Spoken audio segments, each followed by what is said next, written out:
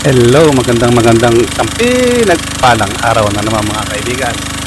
Ngayon dito sa ating bagong project ngayon mga kaibigan ay isang pinagkampuhan ito ng ginawang karsel ng isang batalyon ng Hapon sa gawing Tarlac.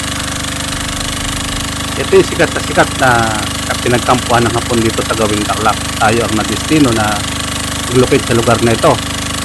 At ito ay nalocate ko na noon una at ito ang tinamaan. Yung tinamaan ng paglulocate nilang iba, yung ibang unang grupo ay tama. At ito naman ang akin nalocate ngayon ay ito ang lugar na lumabas yung kanilang napakatigas. Tila ito kung tawagin, yung matigas na putik. Pero nasa ilalim sa gilid ng putik na ito ay mayroong napakalambot na bagay. Kaya nga ang ating locator ay tinumbok yung lugar kung nasaan yung item sa lugar na yan, kaya hindi na namin tinanel, sinyorkat na lang ng ating bagong grupo na ito na napakasisipag. Kahit na medyo may kaidaran ng kante, mas bata ng konti dyan kila kay Eddie, ay talagang napakasisipag nila. Wala silang pakailan kung umuulan man o umaaraw, basta sila lulusong. Yan ang kagandahan sa mga taong itong mga may lahing kapangpangan na ito. Kahapon ay no, isang araw ay kahapon kami nandyan ay ako'y napasubong basang-basa at alay ay parang pumagsikilos akala mong tag-araw kalakasan ng ulan ay wala silang pakialam. Kaya na sabi ko ay mga tao na to ay talagang desidido desidido talagang nakuha ang kung ano man ang nasa ilalim nito.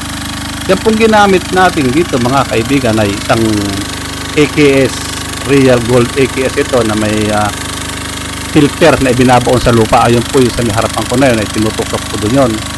Yan pinatawag natin filter ng yan po ang lapad yung tinitira po nila kay Eddie na yan ay yan po yung kalaparan. Pero pag kinuha na po yung haba dito po sa pinagbutasan na ito ay wala, humihina po at ibinalik po natin sa isang panig na yan ay lumalakas po. Kaya nga ibig sabihin natin yung pong item ay nandito pa sa ilalim ng pila. Kasi ayon din po sa unang humukay dito ay para silang may malambot na nadadali sa ilalim ng pila na yan na parang itinanel. Yan po ang ginawa nilang cover sa ibabaw. Kaya po ang ginawa natin ngayon ay dito ay sa paneto ay hinukay. Pinahukayan ko po rito at gusto ko po sana yung nakaharang na yun sa pagitan po na naibawasan nilang mabuti dahil nandun po sa gilid po nun ang kasentrohan. At ito po style ng ating mga kaibigan na ito na nagagandang lalaki. Ayan po sila. Ito po isa sa may-ari ng lupa. Ito pong naka-long sleeve na ito. At yung una po palang butas na yan, dyan po sila unang bumutas na napakalalim po niyan. Nandun po nila napansin na dito sa banda rito ay mayroong matigas na bagay at mayroong parang butas na sinasabi nila. Yun na po siguro yung tunnel na pagkayalan ko ay maputi kaya hindi po nila nadali. Pero dito po ngayon, hinarangan po nila ng ganyan dahil po yung butas nila sa bandaro na sobra na po ng lalim. Kaya po yung harang na yan ay hindi po nila tatanggalin.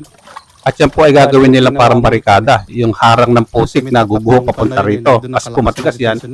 Kaya lang po naging problema sa milisar nga po nung pinagtibagan po sa lugar po ng tao. Nandun po ang kasentrohan. Kaya po yung nakaharang na yan, babawasan pa nila, ninipisan po ng kaunti. Ayun, hanggang dyan ang titirahin po yan. Upang makuha natin na kasentrohan ng ating item, di baling magiliran dyan. Okay, Kuyang, good, very good. Ang galing talaga ni Kuyang. Doon po. Ito mapunta kailan natin ito, nag-iisa rin, pero masipag. Ito po may-ari ng lupa. Kapatid po ito noon ako nakausap na may-ari din po ng lupa na ito. Yan po mga yan, dyan na rin daw po sila pinanganak sa lugar na yan. Kaya po alam nila yung dating nagalaw o yung hindi pa nagagalaw na bagay. At nung sila po ay dyan po pinangato lumalaki, yan po lugar na yan talagang binantay na po ng kanilang magulang. At narinig na sa kwento na lang kanilang mga magulang at saka yung kanilang mga lolo at kung ano-ano ay iisa ang kwento sa kanila na baka sila ang makinabang sa binabantay ng kanilang lolo at ng kanilang tatang na kung anong meron dyan. Kasi po yan ay talagang binantayan po nila at sa pong garrison na napakalaki po ito.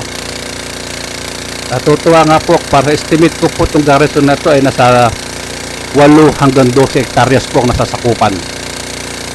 At ito po ay nakakalat ayon po sa kwento nung unang medium daw na bata na sinama dito nung kuyang nila. Nakakalat daw po dito. Kung saan lang po nagtuturo yung medium, pag po tinuro yung medium, tinatandaan po nila, nilalagyan nilang tanda kung saan nagtuturo medium. At nung dinila po natin itong ating gadgets ay talaga naman po na-confirm na naniwala sila doon sila sa bata na kung saan nagturo ay sa tinandaan nila ay tinatamaan din ang ating gamit ng Black Hawk natin, Black Hawk 3D, ng Real Gold AKS natin at saka Japanese WAD ay iisa po. Hindi po nagkakamali ang kanyang bata. Napakawasi po ng medium na bata na yun at sinasabi nga po nila ay may third eye yung bata na yun at napakaganda. At kung ito naman po ay suswertihin po tayo dahil ito po ay malapit na ayon po sa ating AKS, sa ating Black Hawk na mayroong nakakadetect din po siya kung gano'n sa kalalim ay konti na lang po, kumbaga 5 hininga na lang, 5 buntong hininga na lang ay siya na. Baka matanong natin, kinukan po kasi natin pagkatapos po ng cover na pila na ito ay baka po mapalabas na po natin yung ibabaw ng butas nila. Kasi po may butas po sa giliran niya para tinanel po sa ilalim ng pila na yun nung nakita na po natin kanina ay baka po nating mapalabas na. Kaya po yung ating kaibigan na yun na nakatayo na nakapula na shirt na yan ay na naka-strap ay binabantay-bantayan at baka kinukan nga niya baka biglang mabutas o mahulog yung nagpapala sa ilalim kasi medyo makapal-kapal na po yung natatanggal doon sa pila na yun sa matigas na putik. Kaya ito naman po sila kay Eddie, paulit-ulit na ginagamitan ng gamit natin kung talagang hindi magkakamali ng butas o hindi magkakamali ng ng kinaroroonan ng ating gamit. Ayan po yung ating dalawang magiting na kaibigan. Binutasan na po nila yung gilid, inawang binutasan na ganyan upang patubig na nagbabalong sa gawin na ito, umagos po doon sa kaluwangan. Dahil nandun po yung ating bomba, yung ating naghihigop na tubig pang hindi po lumalim. Ayan po, mahuhusay. Magaganda ang technique nila. At saka nga naman, kung yan ay sakaling pas lumalim ang tubig doon, madali nilang harangan yan dahil maliit lang kanilang tatapalan. Napakahuhusay. Ayan po, kahit po yan pa yan pinapakalakas. Wala daw po sa laki ng katawan ng pagtatrabaho na sa diskarte, sabi nila. Ako'y natutuwa po dito sa mga kapangpangan na ito, talagang matsatsaga. Ayan kahit makiti din, nadadali po niya ng kanyang bareta. At nagmula po dyan sa kinatutungtungan po nagbabareta na yan ay nasa 5 meters na lang po siya. Kaya ako man po ay nagbabantay upang ma-sure natin. Ayan po, dinala ko na isang block, yung ating block, yung block hawk natin na gusto ko uling ibaba dun upang yung kanilang binubutas ay hindi nagkamali yung ating AKS. Kaya gusto ko uling i-confirm ng isang gamit natin. Ayoko po nung isang gamit lang. Lahat po ng project natin ay paulit-ulit ko pong kinukunyan. Dinidetect ko po sa umaga, dinidetect sa tanghali, dinidetect ko ulit sa hapon yan bago ako umuwi.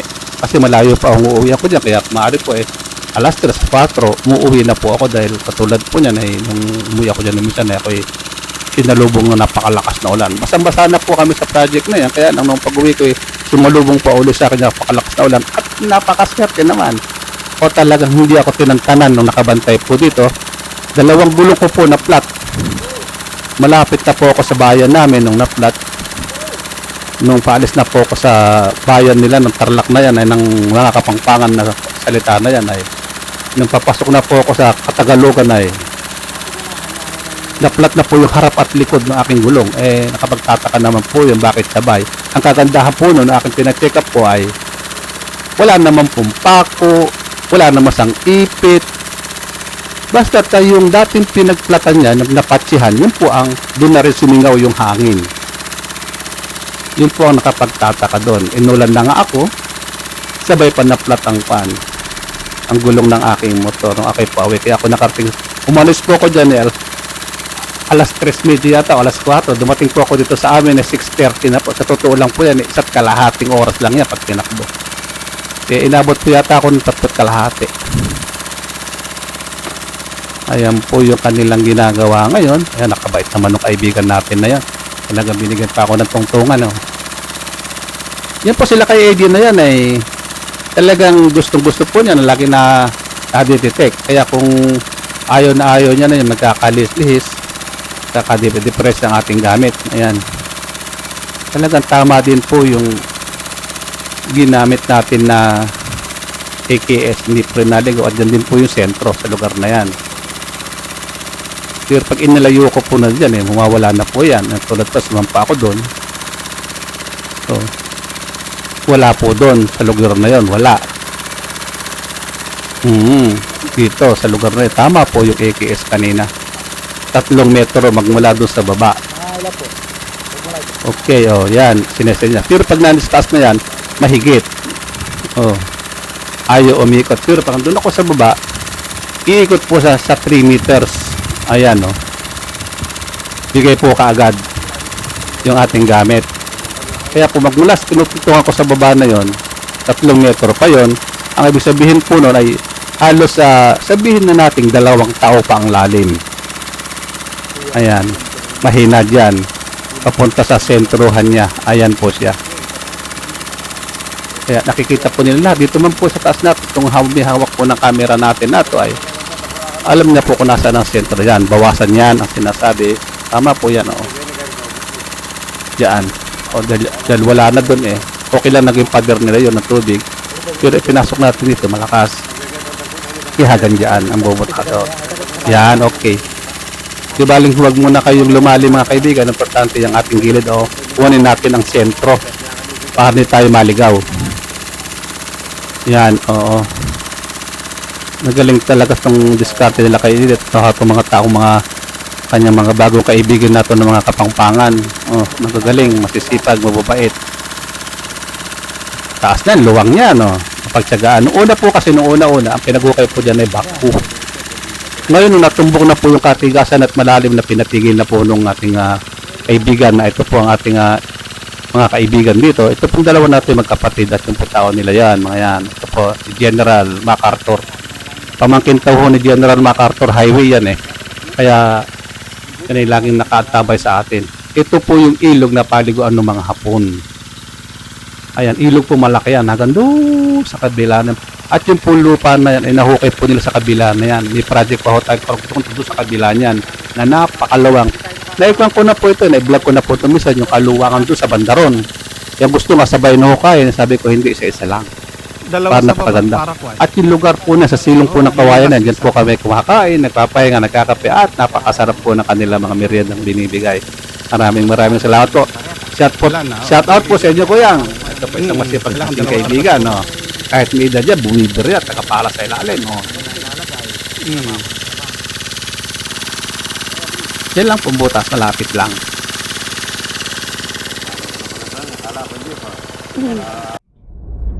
Okay, maraming salamat po.